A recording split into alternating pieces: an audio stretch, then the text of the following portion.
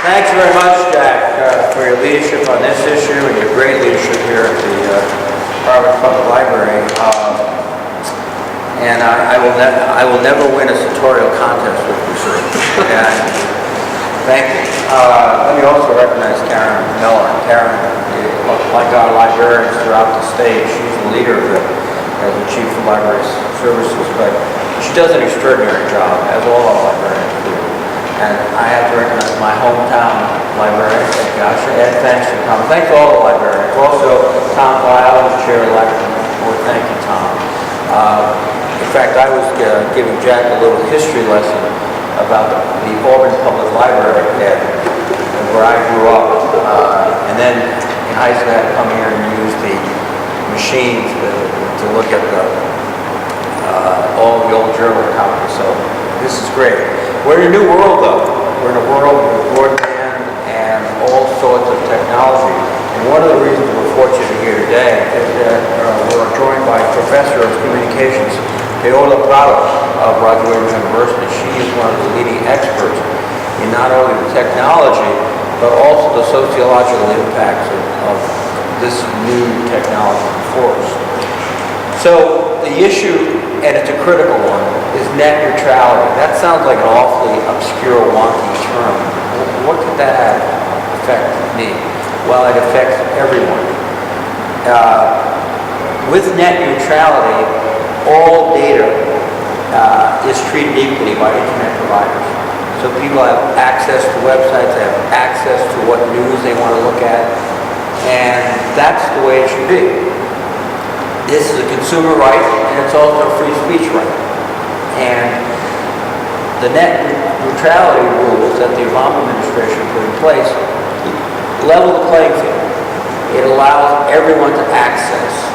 It makes sure that the internet service providers treat everyone fairly and equally. It doesn't give them the opportunity to, for a fee, put people at the front of the line, and for a fee, people at the back of the line. And it's vitally important.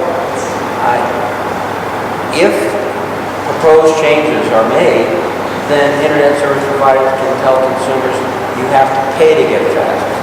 Or they can tell people who want to go on, set up a website or news service, you have to pay us if you want to be as fast as the fastest. In a sense, what net neutrality does, it prevents telecom giants from establishing tolls on the information superhighway. It opens up the road to everybody. And that's fair, both economically, and it's fair in terms of our democracy, and it's important. Now, one area that's particularly challenging is the fact that President Trump has announced that he is going to end, essentially, net neutrality. With the installation of the new chairman of the FCC, they're going about it with rapid speed. In fact, they're scheduling next Thursday, December 14th, a meeting to essentially overturn net neutrality. That would be a huge mistake. And it'll have direct impacts here in Rhode Island. It'll be harmful for both consumers and for businesses. A small mom and pop business, and as you go around, everyone's trying to get on the internet. As I go to businesses that are still, they have a shop, they have workers, but they've also got an internet, and that's growing, and that's growing. Well, will they be able to compete with Amazon if they have to pay a fee to get on the internet? No way. It's just simple economics. And they'll lose out. They'll be squeezed out. And what we'll see is the loss of jobs and small business opportunities here in Rhode Island. And then the customers will be the same effect.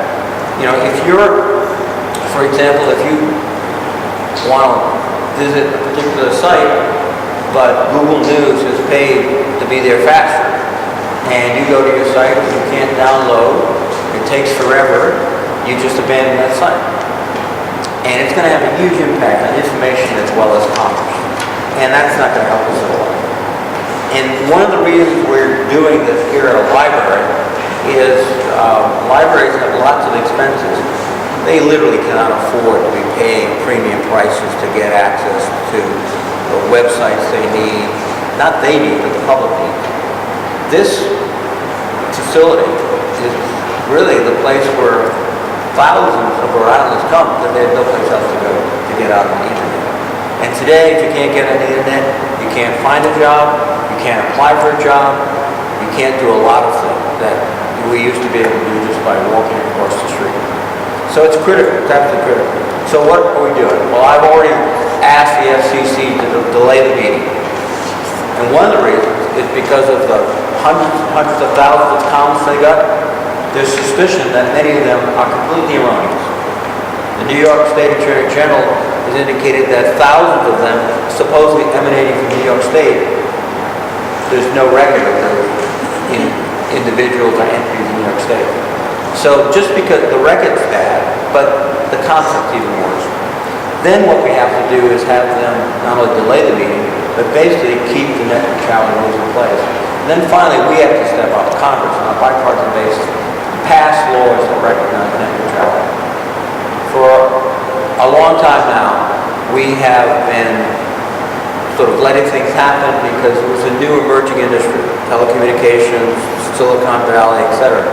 It is now the most dominant industry in the world, and we need to step up and make sure that people have rights as well as giant corporations. With that, will I call on the professor, Michael?